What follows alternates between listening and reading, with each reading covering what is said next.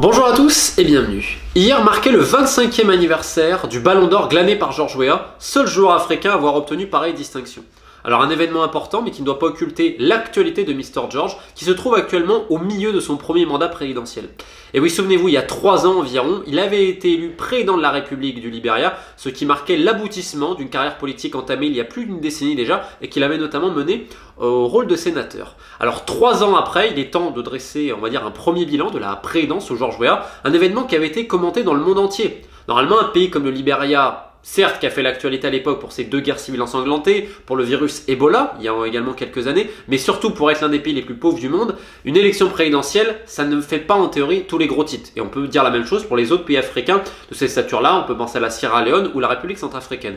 Or, de par George Weah, de par l'aura, le charisme et surtout le fait qu'il était un des meilleurs footballeurs au monde, le monde entier l'a commenté. Et il y avait cette idée de changement, cette idée surtout d'espoir dans un pays qui en manquait cruellement, marqué, comme je vous le disais, par 2 guerres civiles ensanglantées, le virus Ebola et une pauvreté endémique. Donc son slogan Change for Hope, qui rappelait dans sa manière dont il a été marketé, notamment au niveau local mais également au niveau international, ce qu'a fait Barack Obama et toutes ses équipes.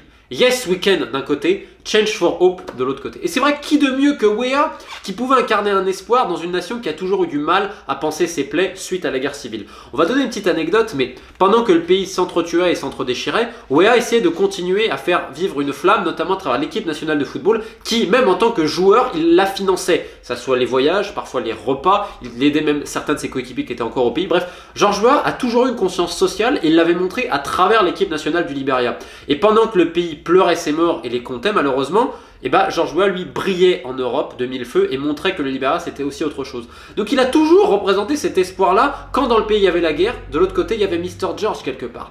Et on pourrait parler évidemment de tous les autres joueurs libériens qui étaient venus dans les années 90 en Europe, il y aurait beaucoup à dire.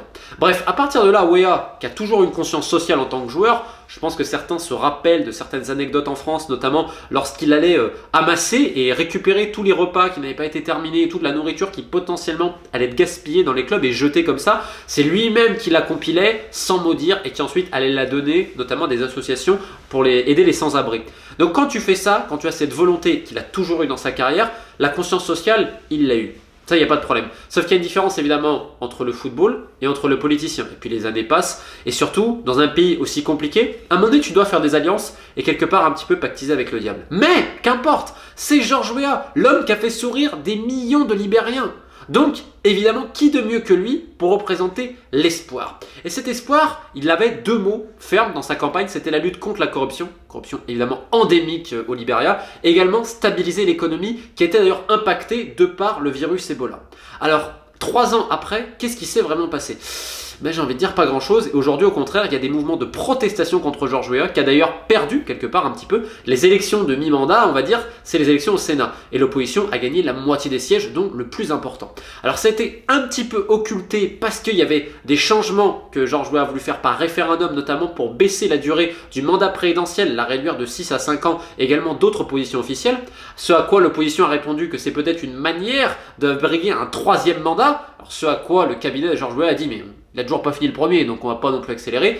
Mais c'est vrai que l'opposition prend exemple sur d'autres pays africains où on essaye d'allonger les mandats présidentiels potentiels. Donc en attendant tout cela, il y avait également une autre réforme assez importante sur le référendum, c'est de voter oui à la binationalité. Je m'explique. C'est-à-dire que tant de Libériens ont dû fuir le pays de par les guerres civiles, mais aujourd'hui, le régime de George Weah a l'idée d'avoir un retour quelque part, un enracinement de nouveau au Libéria, que ce soit pour ceux qui sont partis même aux États-Unis ou même niveau intra-Afrique déjà, parce que je rappelle que la plupart des migrations, c'est pas les gens du continent africain pour l'Europe ou les États-Unis ou que sais-je, c'est d'abord intra-Afrique les migrations. Et donc c'est l'idée de pouvoir les faire revenir un petit peu au pays et c'est surtout afin d'obtenir d'autres investissements qui sont une priorité afin de redynamiser cette économie-là. Alors évidemment, ça fait grand débat au pays, notamment dans les termes de propriété et que sais-je encore, mais cette idée-là, elle a été globalement bien accueillie avec aussi de dire 2 choses. Premier, sur l'identité nationale et un peu cette réconciliation nationale qui n'est toujours pas terminée et on va en parler en fin de vidéo.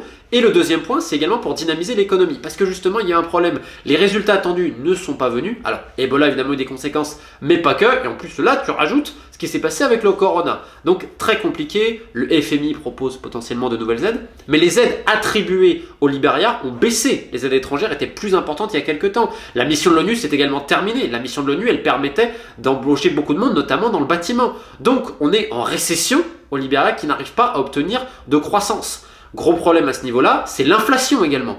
C'est-à-dire que sous Weah, les promesses qu'on attendait de dynamiser l'économie et de la stabiliser, ça s'est complètement foiré, notamment à travers cette inflation. Alors certes, il y a eu des effets d'annonce. Le président qui annonce baisser son salaire, ce qui a été vrai. L'idée de dire que l'université va enfin être gratuite, ce qui est vrai aussi. Mais le problème, c'est que le système scolaire aujourd'hui libérien fait qu'il y a des professeurs souvent qui ne sont pas là. Donc c'est bien beau de mettre l'université gratuite, mais si l'université elle-même est défaillante, ça ne va pas aller très très loin. Donc, encore une fois, la situation du pays était telle que tu ne peux pas changer grand-chose directement. Et surtout, tu ne peux pas changer grand-chose vu les gens avec qui tu t'entoures. Et là, on arrive sur la vignette. Vous vous êtes peut-être dit, mais qui est cette dame-là? C'est Jewel Taylor, c'est la vice-présidente. Donc Weah fait campagne avec elle. Et comme je vous le dis, Weah représente quelque part un changement, cette idée de dire c'est fini pour l'establishment, de toute cette classe politique, où il y a vraiment un ras-le-bol. Mais sa colistière, c'est l'ancienne première dame du pays, qui était l'ancienne épouse de Charles Taylor, chef de guerre, ancien président du Libéria, condamné, si je ne dis pas de bêtises, à 50 ans de réclusion criminelle à l'étranger, pour des crimes abominables. Donc à partir de là, Jewel Taylor, c'est l'establishment, comme on dit divers analystes politiques libériens. Donc, quelque part, tu essayes de faire du neuf avec du vieux. On pourrait également parler de Prince Johnson, lui également très impliqué durant la guerre civile, qui est un peu un genre de kingmaker. Comment je pourrais expliquer? C'est un peu un faiseur de roi dans l'ombre. Parce que c'est ça aussi le gros problème avec la politique libérienne, c'est que tellement de gens ont les mains remplies de sang ou pas loin, et qu'il n'y a pas eu de procès derrière, il n'y a pas eu de justice, notamment pour les victimes, que tous ces gens-là sont toujours en poste à des fonctions clés, et notamment sous-marins au niveau politique. Ce qui fait que là, et bien qu'est-ce qu'on a? On a un procès en Suisse pour un ancien criminel de guerre libérien, mais l'administration Weah, elle ne dit pas grand-chose. Et on arrive à une question majeure. Comment veux-tu incarner la voie du changement, la voie d'un espoir, si tu t'entoures de la même classe qui n'a pas aidé le pays depuis des décennies? Et là, on arrive sur divers scandales, qui ont d'ailleurs été étouffés, où il y a eu des problèmes. 100 millions de dollars qui disparaissent en billets de banque. Finalement, la Banque centrale libérienne va dire non, c'est pas vrai, etc. Mais pareil, l'opposition parle de ça. Également, quelque chose de censure. Une chaîne de radio avait été censurée. Même si, honnêtement, vu les critiques que se prend Weah dans la gueule, j'ai envie de dire, il y a quand même des régimes beaucoup plus sensibles à cela. Je pense notamment au Rwanda, où dites à Monsieur Kagame, ce que Weah se prend dans la gueule, je pense que vous allez être compliqué.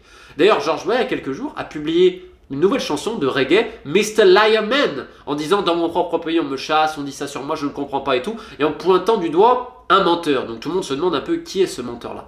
Et donc ça a fait commenter abondamment sur les réseaux sociaux, comme à peu près tous les actes de George Weah, qui se résument surtout à jouer au foot. Il y avait notamment un tournoi de quartier, on va dire, à Monrovia. Il y avait également ce fameux match où il a rejoué pour l'équipe nationale du Libéria à plus de 50 ans. Et si vous tapez sur Internet une simple recherche, vous vous rendez compte que déjà ce pays est quand même absent de l'actualité internationale. C'est une réalité quand même, où quand on en parle pour des choses, pour la pauvreté, pour Ebola, pour ce genre de choses-là. Mais vous regardez que ce qui marque, c'est George Weah joue au foot, George Weah rechausse les crampons, etc.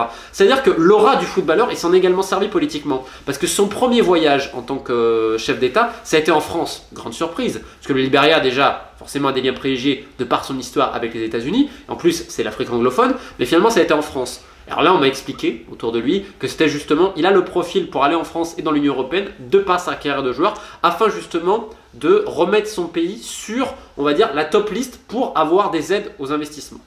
Et quelque part, le profil de Weah peut susciter la confiance chez divers chefs d'État, en plus passionnés de football et donc qui ont grandi quelque part avec les exploits de Mr. George. Alors sur le papier, c'est pas trop mal. Il y a eu ce grand rendez-vous avec Emmanuel Macron qui a été ponctué derrière de rendez-vous à Monrovia, la capitale du Libéria, entre les officiels des deux pays. Mais derrière, ça aboutit sur quoi? Pas tellement sur les investissements espérés, pareil pour l'Union Européenne. Beaucoup d'images, peu de concret. Sachant que la France était déjà présente au Libéria par Orange, mais surtout par Total, dont on pourrait en reparler bientôt.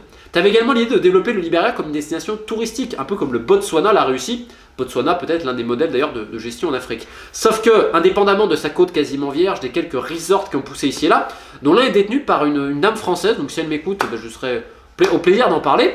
Mais aujourd'hui, le Libéria, ça ne fait pas parler. On n'entend jamais le Libéria comme une destination touristique. Et c'est à se demander ce que fait le gouvernement quelque part. Parce que Moi, je travaille autour du foot, vous le savez. Mais le nombre d'articles commandés dans le foot, vous imaginez même pas. C'est-à-dire, tel agent va vous commander tel truc, tel club va vous commander tel truc. Mais ça se fait tout le temps parce que, c'est triste à dire, mais dans ce milieu-là, il y en a pour des informations ou pour de l'ego et que sais-je, ils se mettent sous le bureau sans problème.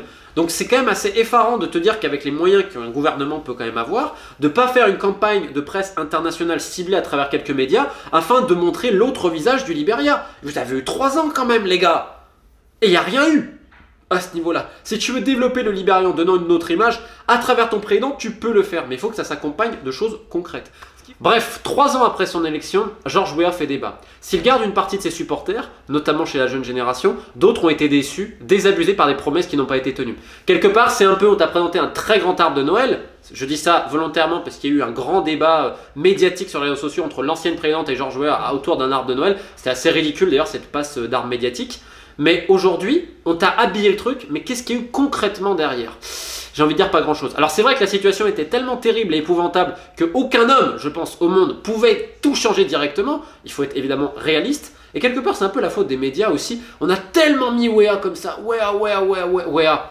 Mais alors, c'est qu'un homme, et surtout quand tu regardes de qui c'est entouré, est-ce que tu peux t'attendre à autre chose qu'en fait, qu'une politique qui a déjà été faite et qui a déjà été faite, à qui on donne un autre nom, on essaie de l'habiller, mais au final, ce ne sont pas toujours un peu les mêmes personnes qui dirigent le pays, ceux-là même qui étaient là lors de la guerre civile, et ça pose quand même bien des questions. Bref, ce que j'aimerais faire là, c'est en profiter pour lancer un petit message parce que je pense travailler sur un ouvrage à terme autour de George Weah.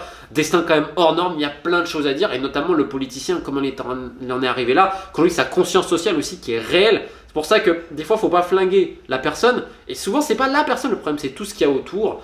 Et là, je pense qu'on a un bon exemple. D'ailleurs, par exemple, dans toute son enfance au Cameroun, quand il est arrivé, son adolescence, etc., s'il y en a qui l'ont connu, n'hésitez pas à me contacter, des petits employés aussi de clubs où il a été, et même au niveau politique et tout ça. Bref, si ça vous intéresse, on ne sait jamais, un ouvrage un jour sur George Weah, bah écoutez, n'hésitez pas à me le dire en commentaire, je vous remercie évidemment pour le soutien, et je vais bien dire une petite chose, n'oubliez pas de me suivre sur mes réseaux, parce que l'indépendance, elle a un prix, c'est celui de dire à tout le monde, bah je n'ai pas besoin de votre promotion, etc., je ne dépends que de moi-même, donc Instagram, Twitter, Facebook, pour ceux qui ne me suivent pas, n'hésitez pas pour vous tenir au courant. Merci à tous pour l'attention et je vous souhaite une excellente fin d'année. Ciao!